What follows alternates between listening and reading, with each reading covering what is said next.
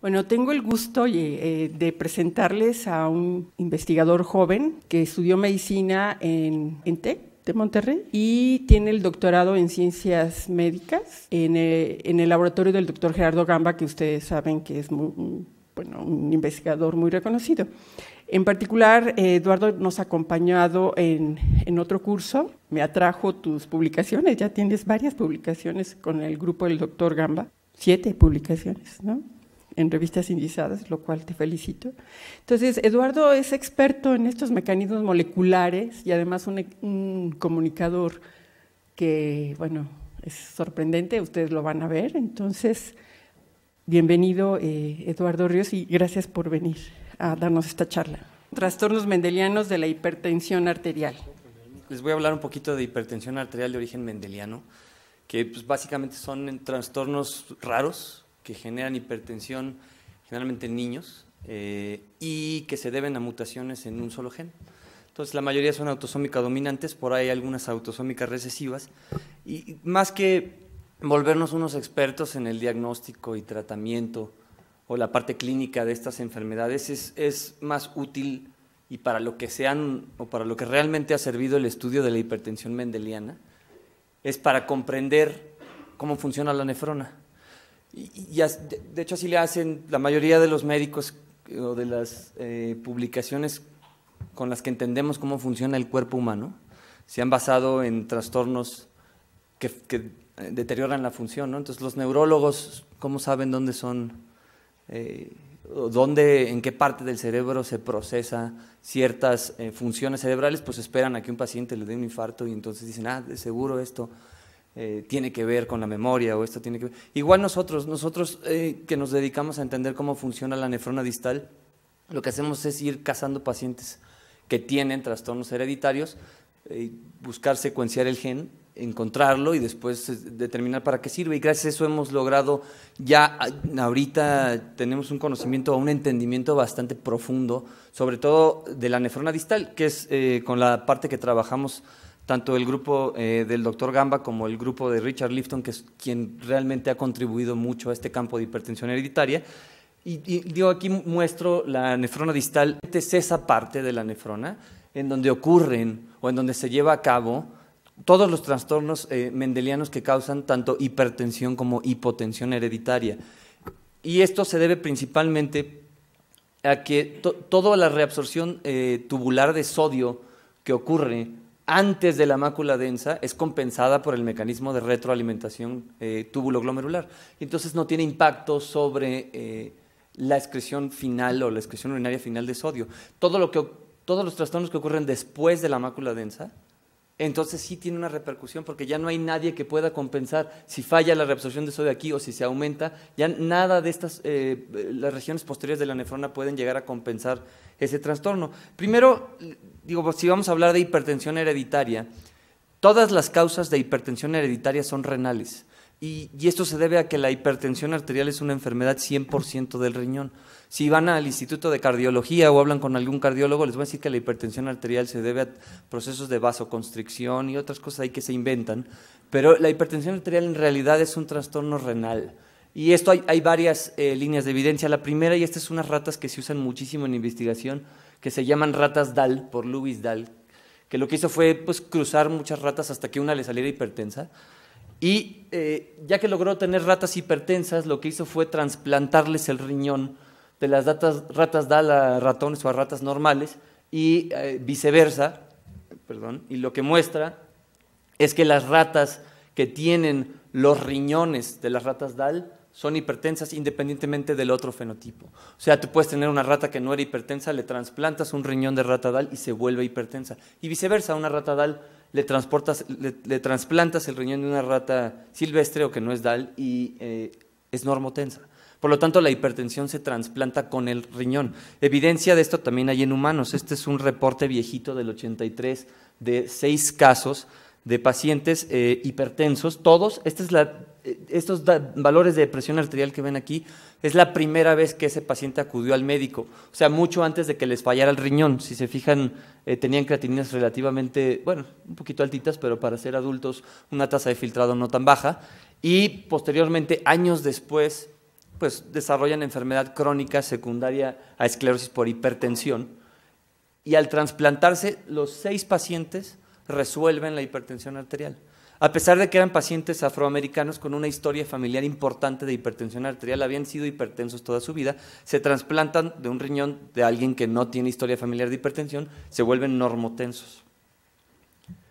Finalmente, y este es uno de los mejores trabajos que demuestran que la hipertensión arterial es de origen renal, es un trabajo de Thomas Kaufman, en el que lo que hacen es noquear el gen del receptor de angiotensina. La angiotensina, como saben, es un potente vasoconstrictor y lo que generalmente mencionan los libros de fisiología es que al inyectar angiotensina pues se eleva la presión arterial por esa vasoconstricción. Y como pueden ver, efectivamente, un ratón normal, si le damos aquí infusión de angiotensina en el primer día, se vuelve hipertenso y permanece hipertenso. Todo este tiempo estás infundiendo angiotensina. En cambio, si noqueas el receptor de angiotensina, pues son normotensos.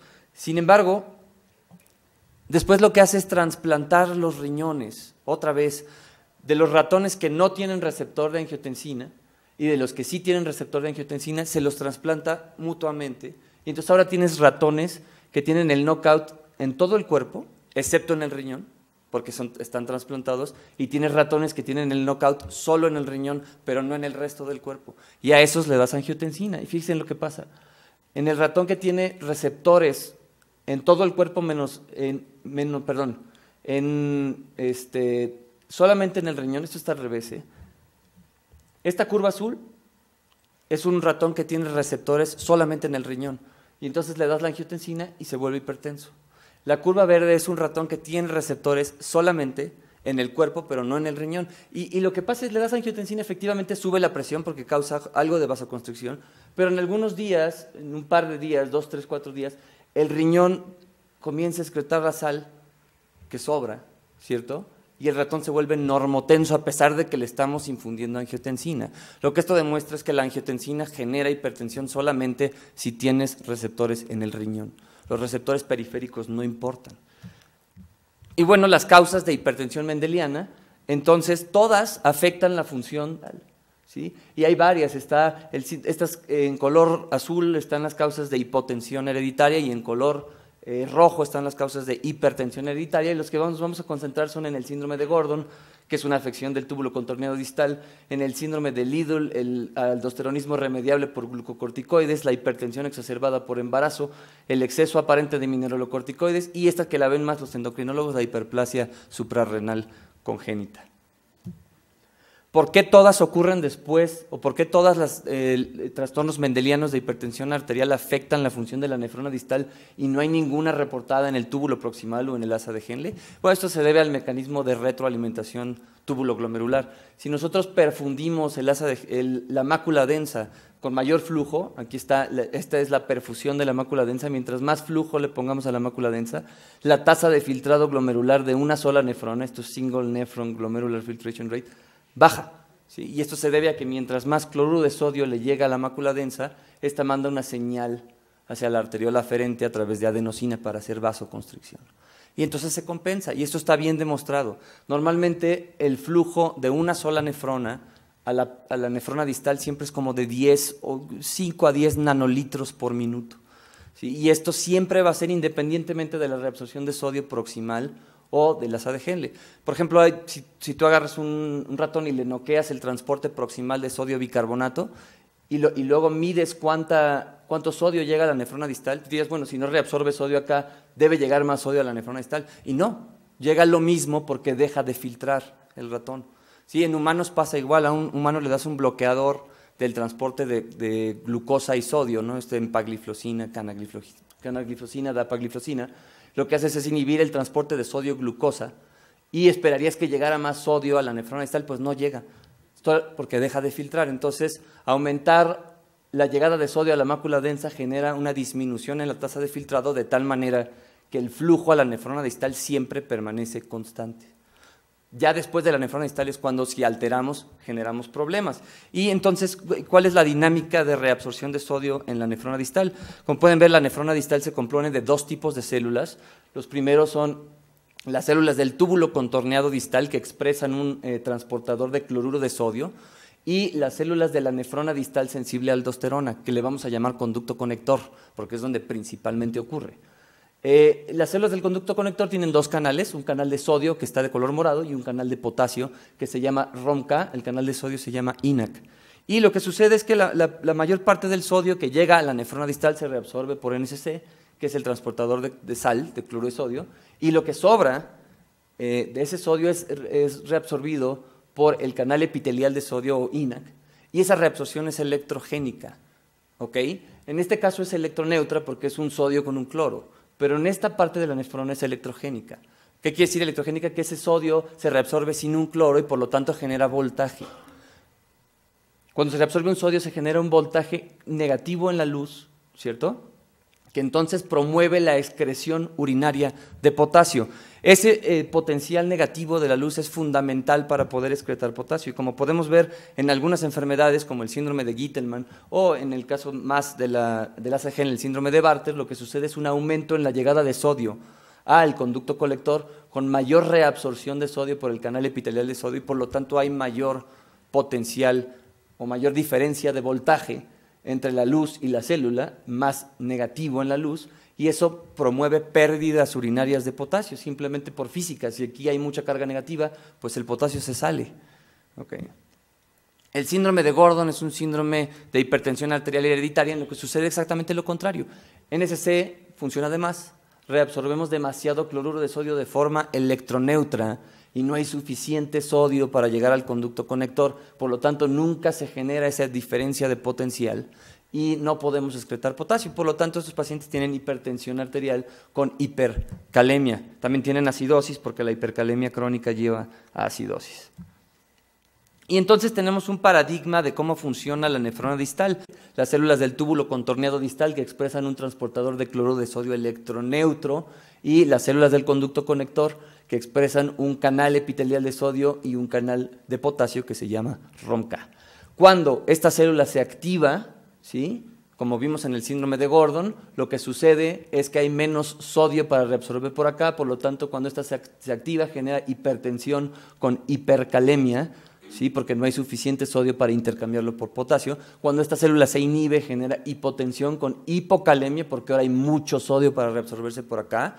Y al revés, cuando hay mucha función de INAC, ¿sí?, tenemos hipertensión con hipocalemia, que hay mucho sodio entrando por aquí, intercambiándose con potasio, y cuando esta célula se inhibe, tenemos hipotensión con hipercalemia, como en el hipoaldosteronismo.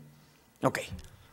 Ahora, si esto pasa, pues el riñón puede decidir en qué momento prender ese transportador o en qué momento prender este transportador y de esa manera regular. ¿No? Si me falta sodio, si lo que a un paciente le falta es volumen, pues lo inteligente sería prender los dos. Si solo prendes uno vas a perder potasio, o si solo prendes este vas a perder potasio, si solo prendes este vas a ganar potasio. Si quieres ganar volumen sin ganar o perder potasio, lo que haces es prender los dos. Si lo que quieres es perder potasio, pues lo que te conviene es encender el transporte a través de INAC y apagar el transporte a través de NSC para que llegue más sodio de este lado. Simplemente decidir por cuál célula vas a reabsorber sodio es lo que determina cuánto potasio vas a excretar en la orina. ¿Y cómo sabe el riñón cómo hacerle para lograr ese balance? ¿Cuáles son los mecanismos moleculares? Se ve muy compleja esta gráfica, pero es como lo hace, ¿sí? Todas estas son proteínas y hormonas involucradas en la regulación de tanto estos canales como estos transportadores. Y de eso se va a tratar la charla. La charla se trata de ir desglosando poquito a poquito qué está pasando aquí y qué está pasando acá, utilizando como ejemplo o como ayuda los síndromes clínicos de hipertensión arterial mendeliana. Entonces podemos quitar esta parte primero y enfocarnos en la célula del conducto conector y enfocarnos primero aquí hay una serie de cosas, pero quizá lo más importante es que el canal epitelial de sodio está regulado por varias proteínas que al final obedecen al receptor de mineralocorticoides ocupado por la hormona aldosterona. Y por lo tanto, la glándula suprarrenal es el primer sitio en donde las mutaciones o mutaciones mendelianas pueden generar hipertensión arterial. Como ya saben, la síntesis de esteroides en la glándula suprarrenal obedece a una serie de enzimas y de pasos que lleva a la síntesis tanto de aldosterona como de cortisol, dependiendo si estás en la zona glomerulosa o en la zona fasciculata. Y digo, esto es algo que ven más los endocrinólogos, pero mutaciones tanto en la 11 beta hidroxilasa como en la 17 alfa hidroxilasa generan que no puedas sintetizar cortisol, ¿cierto? Para llegar a cortisol necesitas CYP17 y para llegar a cortisol hacia acá abajo necesitas 11 beta. Entonces, al no tener esas enzimas, que son niños que lo heredan de forma autosómica recesiva, tienen una disminución en la producción de cortisol, por lo tanto un exceso de ACTH, que estimula la producción de otros precursores de esteroides. Entre ellos, el más importante es la 11-desoxicorticosterona, que eso estimula el receptor de mineralocorticoides, porque es un mineralocorticoide, causando, como ya saben, en cualquier causa de hiperaldosteronismo, hipertensión con hipocalemia y alcalosis metabólica.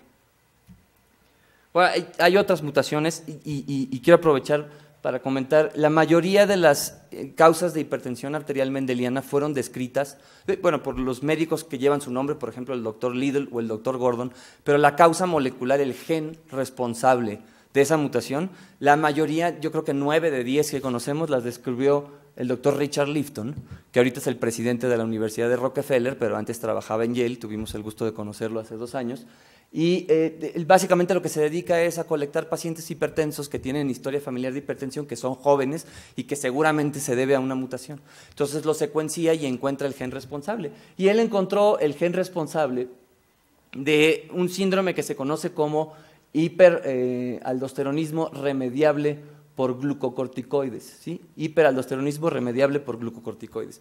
Y fíjense, esta mutación es muy interesante. El cromosoma 8, que es donde se expresan las enzimas necesarias para la síntesis de cortisol y de aldosterona, tiene tanto los genes de la aldosterona sintasa como la 11 hidroxilasa, que son estas, la aldosterona sintasa y la 11 beta hidroxilasa. Sin embargo, a veces cuando la meiosis celular hay errores, sobre todo alteración en la recombinación, se pueden generar genes quiméricos, porque estos genes son prácticamente idénticos, y ocurre un error en el que un pedacito de la 11 beta hidroxilasa se le pega al gen de la aldosterona sintasa. Y resulta que este pedacito es el pedacito que responde a ACTH. Entonces son pacientes que la ACTH estimula la producción de aldosterona. Eso no debería de pasar. ¿Sí? La ACTH normalmente nada más regula la producción de cortisol. Y la producción de aldosterona está regulada, como ya saben, por angiotensina 2. En esta mutación, la ACTH regula la producción de aldosterona y son pacientes que tienen hiperaldosteronismo y, de nuevo, tienen hipertensión con alcalosis e hipocalemia, como ya vimos, que la aldosterona estimula la función en la nefrona distal sensible a la aldosterona o el conducto conector.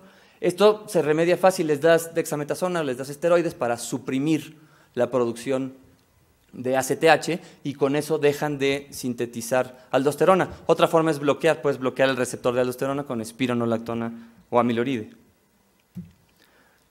Otras mutaciones que generan hiperaldosteronismo genético o hereditario son estas también descritas de nuevo por el doctor Richard Lifton, que son mutaciones en este canal de potasio.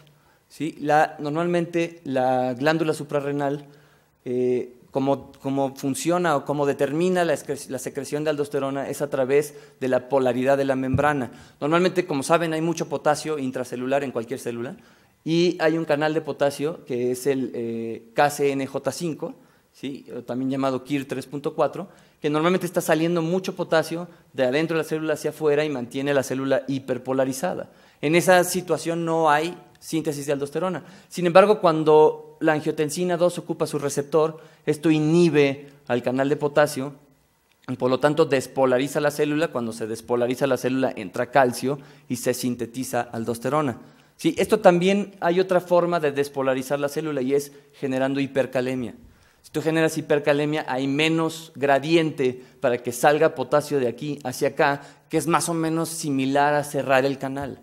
Entonces la hipercalemia despolariza la célula y permite la secreción de aldosterona. Entonces, por eso la aldosterona se secreta ante 2 estímulos normalmente, ya sea angiotensina o ya sea hipercalemia. ¿Okay? Y lo que describió Lifton en este trabajo del 2011 fue que hay pacientes que tienen mutaciones en este canal de potasio y la mutación está justo en el sitio que le confiere especificidad por potasio. Entonces se pierde la especificidad y entonces ahora puede entrar sodio a la célula de forma indiscriminada, la mantiene despolarizada y son pacientes que secretan una cantidad bárbara de aldosterona. De hecho, tan bárbara que no se puede inhibir con espironolactona por más dosis que des, no se puede inhibir con amiloride por más dosis que des. Y lo que acaban haciendo para tratar a estos niños que presentan hipertensión desde los 4 años, incluso grave con sangrado o hemorragia intracerebral, es hacer una adrenalectomía bilateral. Ese es el único tratamiento que funciona en estos pacientes. Es una enfermedad bastante grave. Bueno, entonces con estas enfermedades que platicamos podemos empezar a armar el rompecabezas. Sí, lo primero que juega un papel en la hipertensión hereditaria o en la regulación de la célula del conducto conector es la glándula suprarrenal que sintetiza aldosterona a través de las enzimas que ya vimos y que está regulado por este canal de potasio, que es KIR 3.4. ¿Sí?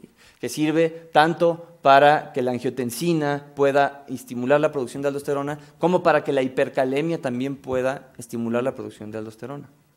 Bueno, ahora la aldosterona actúa en un receptor que está aquí adentro de la célula, que es el receptor de mineralocorticoides. Cuando la aldosterona se pega al receptor, migra del citosol al núcleo y permite la expresión de ciertos genes que van a llevar al final a la reabsorción de sodio y a la excreción de potasio, como ya saben. Y bueno, hablando del receptor de mineralocorticoides, aquí hay otro síndrome de hipertensión hereditaria que se llama hipertensión exacerbada. Esto se debe a mutaciones precisamente en el receptor de mineralocorticoides. La mutación se encuentra en esta serina 810, que es una parte del receptor de mineralocorticoides que se encuentra en el sitio de unión a esteroides, sobre todo aldosterona. Cuando se muta, y esta es la versión mutada, se muta por L, una S que se muta por L, entonces el receptor se vuelve, una, constitutivamente activo, pero dos, confiere una capacidad de fijar progesterona. ¿Sí? Normalmente la progesterona inhibe al receptor de mineralocorticoides, y en esta mutación, en esta enfermedad, la progesterona se vuelve un agonista. Y entonces, por eso se llama hipertensión exacerbada por embarazo, porque estas pacientes se embarazan, la placenta empieza a hacer mucha progesterona y les da hipertensión letal con hemorragia cerebral. Y pues en realidad es importante saber que la espironolactona normalmente también se une aquí, y en un receptor normal la espironolactona funciona como un inhibidor del receptor de mineralocorticoides. En esta enfermedad, al revés, la espironolactona es un agonista mineralocorticoide por esta mutación. Entonces, dar espironolactona exacerba la enfermedad. Esta es una enfermedad en la que está contraindicado el uso de espironolactona y lo que se tiene que hacer es bloquear la entrada de sodio a nivel apical con amiloride, que bloquea el canal de sodio, como ya saben, ¿no?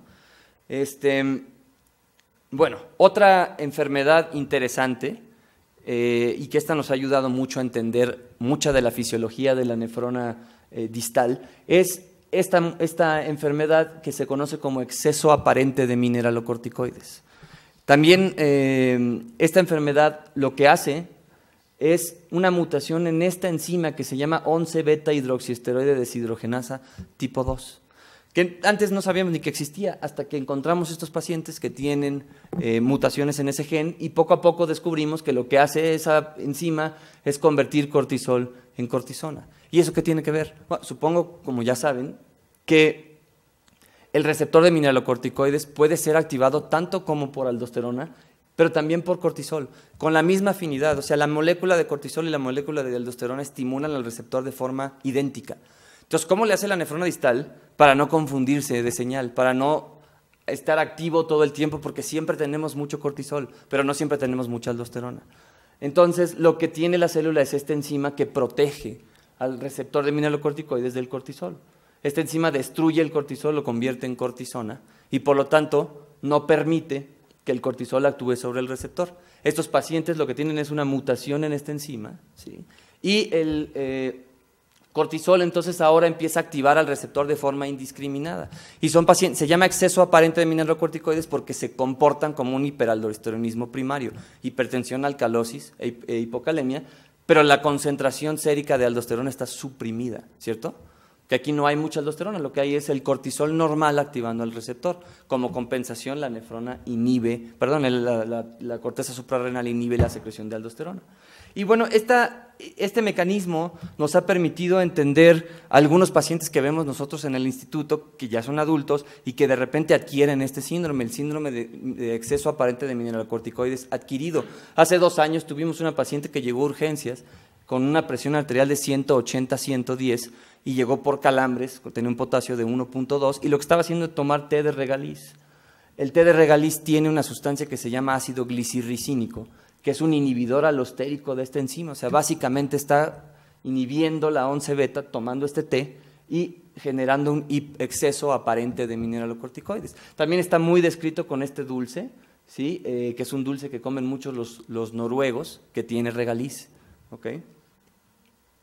Bueno, entonces vamos armando más. La nefrona distal primero responde a aldosterona que actúa en su receptor y que genera la expresión de varios genes y este receptor a su vez puede ser activado por cortisol, pero hay una enzima que lo impide, ¿no? Ya vamos entendiendo un poquito más de cómo funciona. Y este es uno de los síndromes más clásicos de hipertensión arterial, que es el síndrome de Liddle, o también que es un síndrome de hipertensión arterial con hipocalemia y alcalosis, pero en el que la aldosterona está suprimida.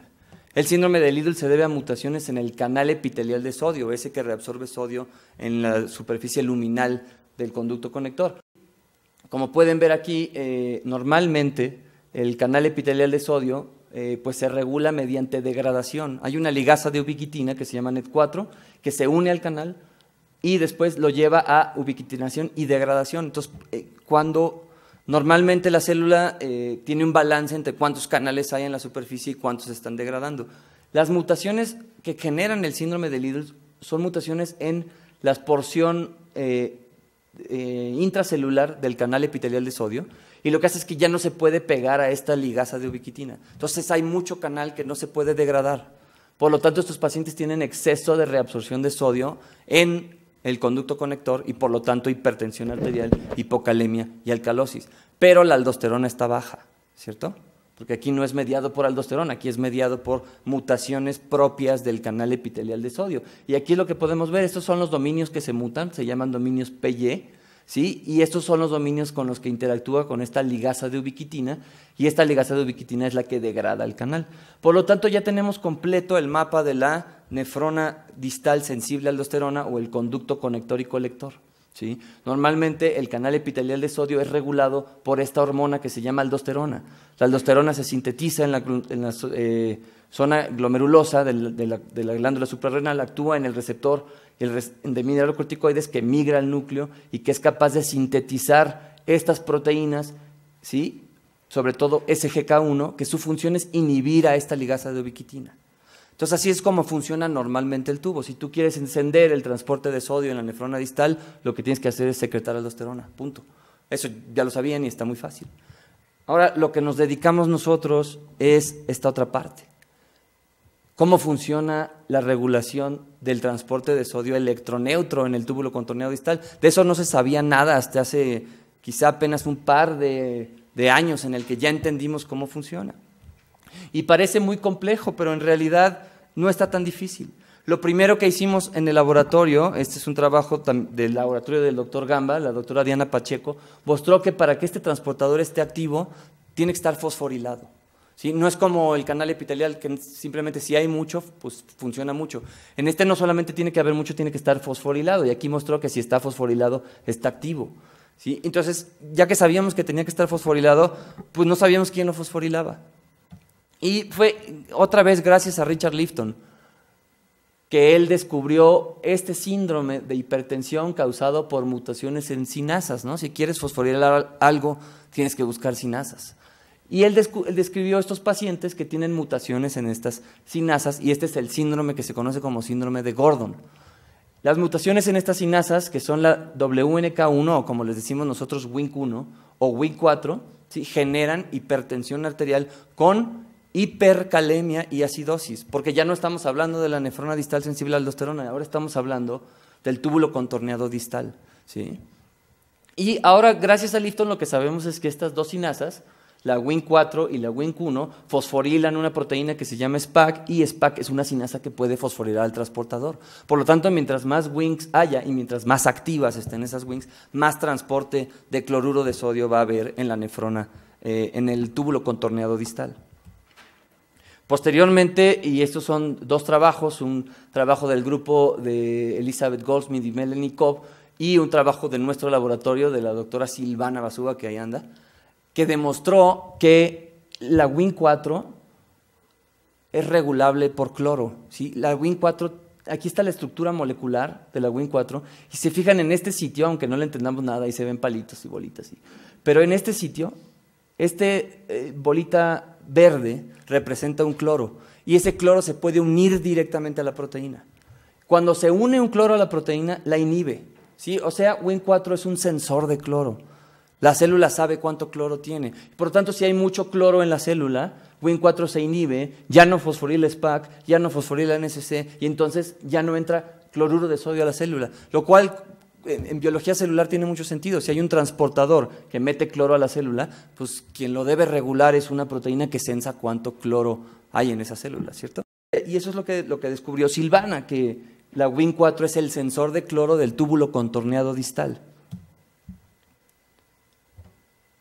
Muy bien, cuando el cloro intracelular es bajo, entonces se activa la Wnt4 y ya puede fosforilar al transportador. Y después el grupo de David Ellison y sobre todo este muchacho que se llama Andrew Terker, que ha publicado muchísimo en este año, lo que hizo fue, bueno, ¿y eso qué tiene que ver con la regulación del potasio? Porque finalmente NSC, el transportador de cloruro, tiene mucho que ver con la regulación de potasio extracelular. Y lo que él mostró es un mecanismo muy similar a lo que ocurre cuando platicamos de la síntesis de aldosterona en la zona glomerulosa. Las células del túbulo distal tienen un canal de potasio también, que siempre está abierto y que normalmente está saliendo potasio hacia la célula, y la célula está hiperpolarizada. Cuando cambia el potasio extracelular, por ejemplo, si aumenta el potasio extracelular, ¿sí? Eso hace que se despolarice la célula, es menos negativa y por lo tanto entra más cloro de forma vasolateral por este CLSKB, que también es uno de los genes que están mutados en el síndrome de Bartter, pero eso es otra cosa. Cuando entra mucho cloro, entonces se inhibe Wnt4. Y Andrew Terker entonces describió un mecanismo por el cual el mismo túbulo contorneado distal puede sensar el potasio extracelular. ¿Sí? El túbulo contorneado distal responde directamente a la concentración de potasio extracelular. Cuando el potasio extracelular es bajo, hay poco cloro intracelular, esta está muy activa y se activa en SC, lo cual tiene lógica, ¿no? Si el potasio es bajo, lo que queremos es no perder potasio. Entonces, activar a para que no le llegue sodio al canal epitelial de sodio. Y cuando el potasio extracelular es alto, NSC está inactivo para que sí le llegue sodio a INAC y entonces podamos excretar ese potasio por la orina. ¿Sí? Bueno, y todavía hay un poquito más. La regulación de las Wnt, aparte de estar reguladas por potasio, están reguladas por una ligasa de ubiquitina que las degrada. Otra vez esta ligasa de ubiquitina la descubrimos gracias a Richard Lifton. Richard Lifton encontró pacientes que tienen hipercalemia e hipertensión, que son el síndrome de Gordon, pero que no tenían mutaciones en las Wnt, sino en este complejo de ubiquitin ligasa que se llama KELCH3-CUL3. ¿Sí? Y ese complejo lo que hace es unirse a las Wnt en este dominio acídico, que es EPA-DQH, se une ahí y lo degrada. Entonces, si están mutadas, pues no se degradan las Wnt, hay muchas Wnt y generan sobreactivación del transportador. ¿Cierto? Eso tiene sentido. Y por último, este es un trabajo muy importante porque ya nos habla de cómo las hormonas, como la angiotensina 2, pueden llegar a regular el transporte de sodio en la nefrona distal, sobre todo en el túbulo contorneado distal. La angiotensina 2 actúa a través de su receptor y eso inhibe a este complejo KELCH-CUL3, ¿sí? Que es una ligasa de ubiquitina, por lo tanto no se pueden degradar las Wnt y esto activa al transportador. Entonces así ya entendemos ahora cómo la nefrona, el túbulo contorneado distal, está regulado por dos cosas. Por angiotensina, que activa el transporte a través de todas estas vías, y por potasio, que la hipercalemia inhibe el transporte por las vías que ya discutimos. Y entonces, gracias a estudiar el síndrome de Gordon, es que entendemos o que hemos entendido cómo funciona la nefrona distal y pues bueno, ya tenemos un mapa muy completo de cómo el riñón sabe si prender apagar prender INAC o apagar INAC. INAC está regulado por aldosterona, NSC está regulado por angiotensina. Bueno, el síndrome de Gordon también se conoce como pseudo-hipoaldosteronismo tipo 2, que es un nombre un poco complejo. Y nada más les quería mostrar por qué se llama así. Cuando lo describieron por primera vez en la clasificación de hipercalemias crónicas, el grupo de Chamelin lo describió como una hipercalemia crónica con tasa de filtrado glomerular normal, ¿sí? Que no es sensible a aldosterona, ¿ok? Y de esas hay dos. La que tiene pérdidas de sal, que es el típico hipoaldosteronismo, ¿sí? Que son mutaciones en INAC, y entonces los pacientes tienen hipotensión, hipercalemia y acidosis, o las que tienen retención de sal, que son la que acabamos de platicar. El síndrome de Gordon no es más que una hipercalemia crónica con tasa de filtrado glomerular normal, que es resistente a aldosterona, pero que se asocia a retención de sal. Y como ya vimos, la fisiopatología se debe a activación del transportador de cloruro de sodio en el túbulo contorneado distal. Y entonces las mutaciones responsables del síndrome de Gordon, finalizar, son mutaciones en Win4, que cuando está mutado, aquí se los voy a volver a poner, esto es normalmente Win4 se une a Kelchicul-3 y se degrada por Kelchicul-3. Cuando está mutado el dominio acídico, entonces ya no puede unir Kelchicul-3 y hay mucha porque ya no se degrada. Eso sobreactiva al transportador, ¿no? Hay mutaciones en Kelch o en Kul y entonces impiden la unión de este complejo y no puede degradar a las proteínas. Esta mutación también fue descrita por Richard Lifton. 3, hay mutaciones, y este es un trabajo que publicamos nosotros, en Kul3, que lo que hacen es que Kul3 gane función y entonces se vuelve más capaz de degradar cosas, pero en esa capacidad aumentada de degradar cosas, acaba degradando a su propia proteína adaptadora y entonces Kul degrada Kelch y solitas se dan harakiri y ya no hay suficiente para degradar a las Wings. Entonces, este es otro mecanismo que genera síndrome de Gordon. Y el último mecanismo que está descrito son mutaciones en otra sinasa que se llama Wink1, que normalmente no hay nada en el túbulo contorneado distal. La Wink1 no se expresa normalmente aquí, pero al tener mutaciones en el primer intrón 1, se pierde la regulación y se empieza a expresar de forma ectópica en el DST. Y esta es una sinasa muy activa, entonces si se expresa ahí, pues funciona de más y se activa el transportador. ¿Okay? Y todas estas mutaciones son importantes porque tienen repercusiones clínicas. Las mutaciones en Kul son las más graves, tienen más acidosis, y las mutaciones en Wink1 son las menos graves, tienen menos acidosis. Igual manera, las mutaciones en Kul3 tienen más hipercalemia, las mutaciones en Wink1 son las menos graves, ¿no? Tienen muy poquita hipercalemia. Y también lo podemos ver en la edad de presentación. Las mutaciones en Kul3 se presentan a los 10 años en promedio y las mutaciones en Wink1 hasta los 35 años en promedio. De igual manera, la hipertensión arterial. La hipertensión arterial, dependiendo de la mutación, ¿sí? Obviamente con la edad te vuelves más hipertenso, pero dependiendo de la mutación que tengas, ¿sí? Si tienes mutaciones en Kul, a los 20 años ya tienes 220 de TA. Si tienes mutaciones en Wink1, pues para llegar a hipertensión tienes que llegar hasta los 40 años, 35 años, ¿cierto? Entonces, no solamente es importante conocer que hay varias causas de síndrome de Gordon, sino que las mutaciones también tienen correlaciones fenotípicas. Y bueno, ya para terminar, este es un trabajo que todavía no publicamos, que es una mutación nueva que causa síndrome de Gordon, que están en Wink1, pero que no es la mutación del intrón 1 que está descrito. Este es un trabajo que estamos haciendo en colaboración con el grupo de París. Y son familias, tenemos aquí 6 familias de niños con hipercalemia hereditaria, ¿sí? Y lo importante es mostrar que la hipercalemia de estos niños se corrige con tiacidas, y también la hipercloremia se corrige con tiacidas, que eso sugiere que tienen síndrome de Gordon. Aquí está lo interesante de esta, ya ahora después de analizar a los niños, pues analizas a la familia y logras tener una bastante N de pacientes, y todos estos tienen hipercalemia hereditaria, que es leve, si se fijan 5.5, 6.3, en promedio 5.8, y la mayoría son normotensos. Por ahí hay 3, 4 hipertensos que pudiera ser nada más la incidencia de hipertensión esencial. Lo que hicimos fue secuenciar los genes de esas familias, y lo que encontramos es que ellos tienen mutaciones en Wink1, pero no en el intrón 1, que son las que ya están descritas, sino en el dominio acídico, similar a las mutaciones que ya les había contado de Wink4. Y por lo tanto, aquí se las pongo agregándolo al esquema que ya habíamos dicho. Estas son las nuevas mutaciones que describimos, que si se fijan son muy leves, generan muy poca hipercalemia, generan poca acidosis y sobre todo son las que menos hipertensión arterial generan. Aquí no se alcanza a ver la línea, pero estos son los puntos de la hipertensión arterial de hecho, ni siquiera tienen hipertensión arterial. Por lo tanto, este síndrome de Gordon nuevo que estamos describiendo es el síndrome más leve que está descrito hasta ahorita. Y pues bueno, nada más recordándoles, esta imagen quizás se veía muy complicada al principio, pero ahorita ya lo vimos, ¿no? Paso por paso, la aldosterona activa el receptor que aumenta SGK, que inhibe a NET4 y que aumenta el transporte de sodio en el conducto colector. Y de este lado, la angiotensina inhibe a Kelch-Kuhl, que normalmente degrada las Wings y las Wings activan NSC. Por el otro lado, la hipercalemia, ¿sí?, genera aumento del cloro intracelular que inhibe a las Wings, activa a las Wings. Y entonces el túbulo contorneado distal responde tanto a potasio como a angiotensina. En cambio, el conducto conector y colector solamente responde a aldosterona. Y así es como se regula, ¿no? Si comemos mucho potasio, ¿qué va a pasar? Se eleva la aldosterona en sangre, porque lo sensa la glándula suprarrenal, pero también lo sensa el túbulo contorneado distal. Entonces, una dieta alta en potasio inhibe a NSC y estimula la secreción de aldosterona. Entonces, pierdes sodio aquí, pero ganas sodio aquí. Al final te quedas tablas. Lo único que sucede es que pierdes potasio, y eso está bien, porque estás comiendo mucho potasio, hay que orinarlo. Así es como el riñón sabe que tiene que perder potasio.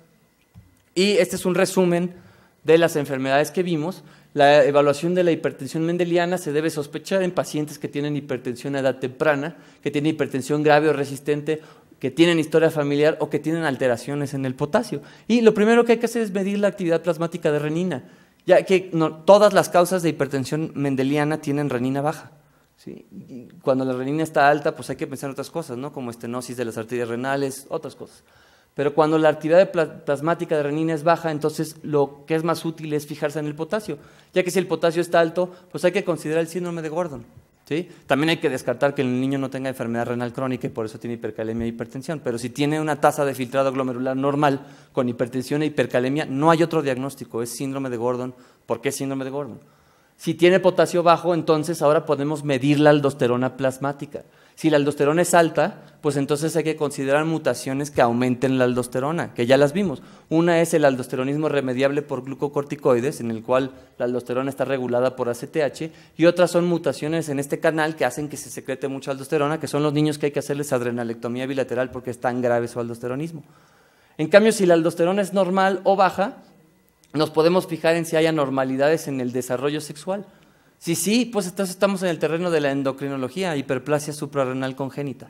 Pero si no hay alteraciones y tienes hipertensión con potasio bajo, con aldosterona baja, debemos considerar estos dos síndromes, que el clásico es el síndrome de Liddle, que son mutaciones de ganancia de función en el canal epitelial de sodio, o este síndrome de exceso aparente de mineralocorticoides, que como ya les dije son mutaciones en la 11-beta-hidroxiesteroide, que normalmente protege al receptor de la ocupación espúrea por cortisol, ¿cierto?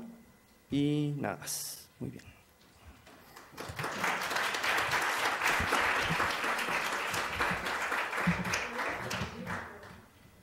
Como siempre, muy interesante y muy integrado, ¿no? Eduardo, siempre me ha intrigado los pacientes que son sensibles, o sea, la hipertensión sensible a sal, a cloruro de sodio. Supongo que ya está hecho. ¿Qué pasa si les das bicarbonato de sodio? ¿A pacientes con hipertensión sensible a sal? Mira, o sea, así yo un estudio prospectivo de darles bicarbonato de sodio versus cloruro de sodio a pacientes con hipertensión esencial sensible a sal, hay reportes, 4 o 5 pacientes, en realidad pues, no es algo que se hace comúnmente, y no elevan tanto la presión. Digo, es que es tan interesante, nos hemos enfocado tanto al sodio cuando en realidad el cloruro es el que es… Sí, la combinación de cloro de sodio pues es lo que determina el volumen extracelular y estas son, le decimos hipertensión sensible a sal y la sal es cloruro de sodio, ¿no? Claro. El bicarbonato de sodio sí también eleva la presión porque tiene algo de sodio, pero no a las mismas magnitudes, eso es cierto. Y tiene que ver con la distribución intra y extracelular de los iones que estás infundiendo, ¿no? Y sobre todo que, por ejemplo, de hecho justo en el síndrome de Gordon se estudió, cuando no sabían la causa, que eso fue hace mucho, les infundían tanto bicarbonato de sodio como sulfato de sodio, como cloruro de sodio, y el único que genera el síndrome o que exacerba el síndrome es el cloruro de sodio. Y tiene sentido porque el síndrome se debe a una mutación en un transportador de sal, no en un transportador de bicarbonato ni en un transportador de sulfato. Entonces, de hecho, con sulfato de sodio se corrigen las alteraciones en potasio. Si tú le infundes sulfato de sodio, se corrige la hipercalemia. porque entonces, y tiene sentido, ¿no? Normalmente el cloruro de sodio se reabsorbe de más por NSC y no llega a INAC. Si tú le pones sulfato de sodio, sí llega a INAC, porque eso no se reabsorbe. Y se corrige la hipercalemia. Y tampoco hacen tanta hipertensión. Obviamente sí, es cloruro de sodio. Claro. ¿Y cómo ves el nuevo transportador que está en células beta, que es sodio clorobicarbonato? El que actúa junto con pendrina es un receptor muy interesante, porque bueno, relativamente recientemente descrito por Dominique Eladari, y es un transportador que junto con pendrina básicamente lo que hace es funcionar como NSC. Reabsorbe sodio y cloro de manera electroneutra, pero en el conducto colector. Y es igual que el NSC, se inhibe por tiacidas. O sea, básicamente es como que tenemos dos NSCs, ¿no? Uno el verdadero y otro una combinación de transportadores pendrina y el NSBX, este transportador que incluso es interesante, porque hay pacientes que tienen mutaciones en pendrina, pacientes que normalmente tienen hipotiroidismo, pero si a ellos les das una tiacida, los matas. O sea, está bien descrito. Como que necesitamos dos NSCs para vivir. Bueno, uno nada más para vivir, le quitas uno, le queda el otro, se lo bloqueas con tiacidas y se muere. Entonces es un transportador de cloruro de sodio electroneutro que se parece mucho a NSC y que sí, efectivamente tiene un papel importante en la fisiología. Últimamente que casi nunca lo vemos porque es muy raro, ¿no? Y casi nadie piensa en eso, porque no, como que las tiacidas tú piensas que actúan en el conducto, en el túbulo distal, pero no, también actúan en el conducto colector, es cierto. El doctor José Luis Reyes. Gracias. Doctor. Muy buena presentación, aunque llegué al final. Me da curiosidad, ¿en qué células hicieron los análisis de las últimas proteínas que nos presentan? Sí, al principio la técnica que está montada desde que se clonó el transportador de cloruro de sodio es en ovocitos de rana. Y ahí lo hicimos por mucho tiempo, hasta que tendrá como año y medio, sí, más o menos, o 2 años que ya estamos usando células HEC, que son de riñón embrionario, ¿no? Embrionario. Y básicamente se reproduce exactamente el mismo fenotipo. Ahora, ya hay forma, y ya varios grupos, de hecho nosotros lo hicimos una vez, lo estamos haciendo en rebanadas de riñón. Entonces haces una rebanada tan fina que permite perfundirlas y ponerles ¿no? cualquier solución y medir la expresión de NSC. Lo bueno es que como ahora NSC podemos medir por Western blot si está fosforilado. Entonces ya podemos saber si se activó o si no se activó. Entonces ya podemos hacerlo tanto con rebanadas de riñón, con células G, con ovocitos. Normalmente los resultados son iguales, ¿no? En los 3 modelos, entonces eso nos convence más. Bueno, gracias. Bueno, vamos a continuar y muchas gracias, Eduardo.